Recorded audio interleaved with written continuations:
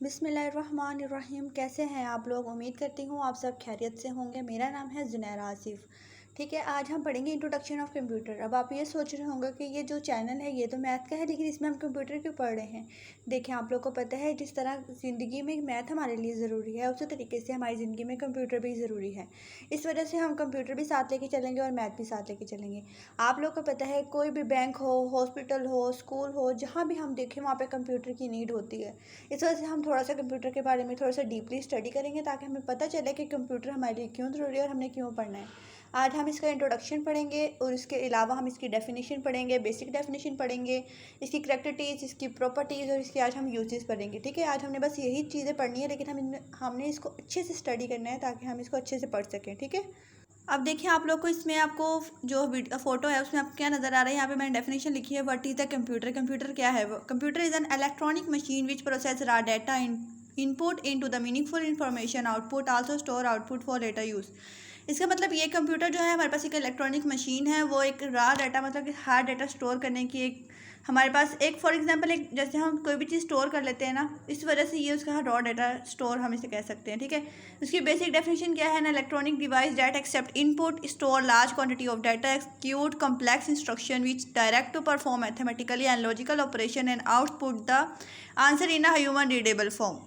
इसका मतलब ये है कि जो हमारे पास कंप्यूटर है ये एक इलेक्ट्रॉनिक डिवाइस है जो कि हमारे पास इनपुट एक्सेप्ट करता है और लार्ज क्वांटिटी स्टोर करता है। इसके अलावा मतलब कि हम इसके अंदर जितने दिल चाहे हम उतने इसके अंदर हम डाटा रख सकते हैं। इसकी कोई ये नहीं होता कि हमने सिर्फ इतना डाटा ही रखना है या फिर नहीं। इस तरीके से इसमें और भी बहुत सारी खसूसियात है, वो हम आगे पढ़ेंगे। अब हम देखो नेक्स्ट पेज पे शो हो रहा है करैक्टरिस्टिक्स ऑफ प्रॉपर्टीज़। इसकी हमारे पास 4 प्रॉपर्टीज़ हैं। पहली है स्पीड, एक्यूरेसी, वर्सटैलिटी और लास्ट में हमारे पास है इसकी पावर ऑफ रिमेमरिंग। पहले हम पढ़ते हैं speed. Computer can work very fast, it takes only few second for calculation that we take hours to complete. उन्होंने इससे ये जाहिर किया कि कंप्यूटर जो है वो बहुत तेज़ी से काम कर सकता है, मतलब सेकंड्स में हमें हमारी कैलकुलेशन करके दे सकता है, जिसे हम 1 घंटा लगाकर कंप्लीट करते हैं। जैसे मल्टीप्लाई हो गया, डिवाइड हो गया, जब हम इसको खुद कॉपी पे करने के लिए करते हैं ना तो हमें तकरीबन 1 घंटा लग जाता है। लेकिन जैसे ही यहाँ पे देखा जाए तो उन्होंने क्या किया, उन्होंने कहा है कि वो 1 सेकंड के अंदर उसके आंसर निकाल देते हैं। Computer can perform millions of instruction and even more पर सेकंड। इसका मतलब ये कि जो कंप्यूटर है वो 1 मिलियन से ज़्यादा का आंसर दे सकता है, वो भी एक पर सेकंड के अंदर। अगर नेक्स्ट देखा जाए तो है एक्यूरेसी। एक्यूरेसी का मतलब क्या है? The degree of accuracy of computer is very high and every calculation is performed with the same accuracy. The accuracy level is 7 determined on the basis of design of computer. The errors in computer are due to human and inaccurate data. इसका मतलब ये है कि जो accuracy है वो क्या है कि जो एक्यूरेसी कंप्यूटर की है वो बहुत ज़्यादा हाई होती है और उसकी हर कैलकुलेशन जो है वो सेम एक्यूरेसी देती है। उसकी एक्यूरेसी लेवल इतनी है कि मतलब जो एक्यूरेसी वो देता है ना उसमें किसी किस्म का कोई शक नहीं किया जा सकता। कंप्यूटर के अंदर ना काफ़ी ज़्यादा डिज़ाइन बने होते हैं, इसलिए उन्होंने कहा 7 डिटरमाइन, मतलब कि उसका 7वां डिज़ाइन भी 7 दफ़ा भी करके देख लो ना तभी उसकी वही आंसर आएगा। सिर्फ इसमें 2 प्रॉब्लम आ सकती हैं, या तो अगर हम इनएक्यूरेट डाटा मतलब कि इसके अंदर गलत डाटा पुट कर दें, या फिर अगर ह्यूमन एरर आ जाए। इसके अलावा कंप्यूटर खुद से कभी गलत आंसर नहीं देता। हमेशा जो कंप्यूटर है ये एक एक्यूरेसी है, मतलब कि परफेक्ट आंसर देने वाली मशीन इसे हम कह सकते हैं। अब नेक्स्ट है हमारे पास है वर्सटैलिटी। अब हम इसको पढ़ते हैं कि हम किस सब्जेक्ट में परफेक्ट हैं। जैसे आप छोटे लेवल को तो पढ़ा लोगे, लेकिन जैसे आप बड़े लेवल पे जाते जाएंगे तो आप लोग को मतलब जाहिर बात है इंसान सिर्फ उन्हीं को रखता होता है जो जिस सब्जेक्ट में परफेक्ट होता है। जैसे अगर आपके ऊपर आपने रखी कंप्यूटर लेकिन आपके BS के मैथ को नहीं पढ़ा सकते, इसी वजह से ये कि आपको हर सब्जेक्ट में परफेक्ट होना पड़ता है। तो इसी वजह से इसको वर्सटैलिटी कहा जाता है, क्योंकि कंप्यूटर जो है इसको किसी टीचिंग की ज़रूरत नहीं होती। बैंक में चला जाए हर तरह का काम, जैसे फॉर एग्जांपल अगर ये बैंक में जाएगा तो उस तरीके का काम करना स्टार्ट कर देगा, और स्कूल में जाएगा तो उसका डाटा इनपुट करना उस तरीके से चलना शुरू हो जाएगा। तो इसको किसी भी ट्रेनिंग की ज़रूरत नहीं होती है, ट्रेनिंग लेस होता है, इस वजह से इसको वर्सटैलिटी का कहा जाता है। अब हम नेक्स्ट पे चलते हैं, तो नेक्स्ट पे उन्होंने कहा है पावर ऑफ रिमेमरिंग, मतलब याद रखने की कितनी पावर है। तो computer has the power of storing any amount of information of data. Any information can be stored and recalled as long as you require it for any number of years. It depends entirely upon you how much data you want to store.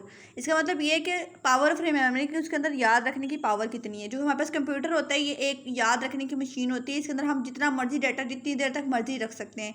तो उन्होंने कहा any information can be stored, कोई भी information जो हम रखना चाह रहे हैं हम इसके अंदर स्टोर रख सकते हैं। And record as long as you required, जब तक आप इसे रखना चाहते हैं ना कि लैपटॉप में तब तक रहे, कंप्यूटर में वो तब तक सेव रहती है। एंड उन्होंने कहा है for any number of years, कई सालों तक। It depend entirely upon you how much data you want to store. ये किस पे डिपेंड करता है कि आप कितना डाटा इसके अंदर स्टोर करना चाह रहे हैं। अब हम नेक्स्ट टॉपिक पे आ जाते हैं। नेक्स्ट क्या है, यूजेस ऑफ कंप्यूटर। अब कंप्यूटर कहाँ कहाँ यूज़ होता है, अब हम ये पढ़ेंगे। कंप्यूटर का जो पहला यूज़ है वो है use of computer in business. वो कहाँ कहाँ यूज़ है, मतलब बिजनेस के अंदर कंप्यूटर कैसे यूज़ हो सकता है। वो है marketing, stock exchange, banks, departmental store. मतलब ये सारी चीज़ों में कंप्यूटर यूज़ होता है। बैंक्स में अगर हम जाएंगे, हम कोई मार्केटिंग कर रहे हैं ना, तो उसमें भी हमें कंप्यूटर की ज़रूरत पड़ती है। और बैंक्स वगैरह में, डिपार्टमेंटल स्टोर में। और उसने कहा कंप्यूटर इन बैंक्स, बैंक्स के किस तरीके से कंप्यूटर यूज़ हो सकते हैं। Handle trading in multiple currency. देखो जैसे हम बाहर के मुल्क में जब जो लोग होते हैं, वो उनकी जो करेंसी होती है वो अलग होती है, लेकिन पाकिस्तान में जब वो होती है तो उसे कन्वर्ट करवा दिया जाता है।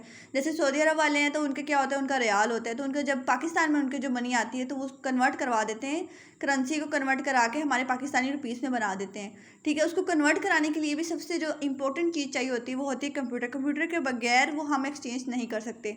जो इसका नेक्स्ट स्टेप है वो है, मैंने बहुत ज़्यादा सहूलत हमें दी हुई है। नेक्स्ट पे चलते हैं। नेक्स्ट है computer is use in medicine. Medicine के अंदर कैसे कंप्यूटर यूज़ हो सकता है। जैसे पेशेंट मॉनिटरिंग, जब हम पेशेंट को चेक कर रहे होते हैं, वो पेशेंट रिकॉर्ड और पेशेंट का पूरा बायोडाटा, उसका रिकॉर्ड लिस्ट पूरी वो भी मौजूद होती है कंप्यूटर के अंदर। डायग्नोसिस, हॉस्पिटल, हॉस्पिटल के अंदर जो भी मतलब बीमारियां उनके सारे डाटा पड़ा होता है। Administration, medical history record. और हम जैसे हम कहते हैं कोई भी मेडिकल हिस्ट्री, उसकी कितनी मतलब मेडिकल में वो कितना सेहतमंद रहा है कितना नहीं, हम उसमें ये भी पढ़ते होते हैं। हमारे पास मेडिकल हिस्ट्री रिकॉर्ड के बाद लाइफ सपोर्ट सिस्टम। अब फोर्थ पे आ जाते हैं। फोर्थ है एजुकेशन।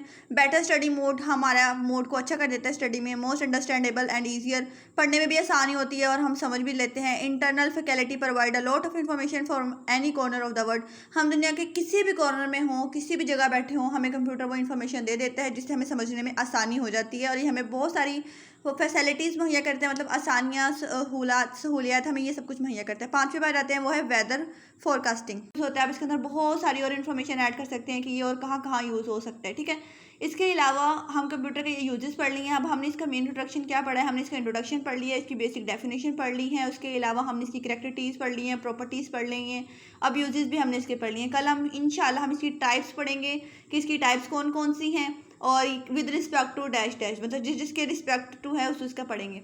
तो आप तब तक इस चैनल को सब्सक्राइब करें ताकि हर आने वाली वीडियो आप तक पहुंच सके। इसको लाइक करें, शेयर करें और अपने फ्रेंड्स के साथ इसको ज़्यादा से ज़्यादा शेयर करें ताकि वो भी इसको इन्फॉर्मेशन ले सकें यहाँ से।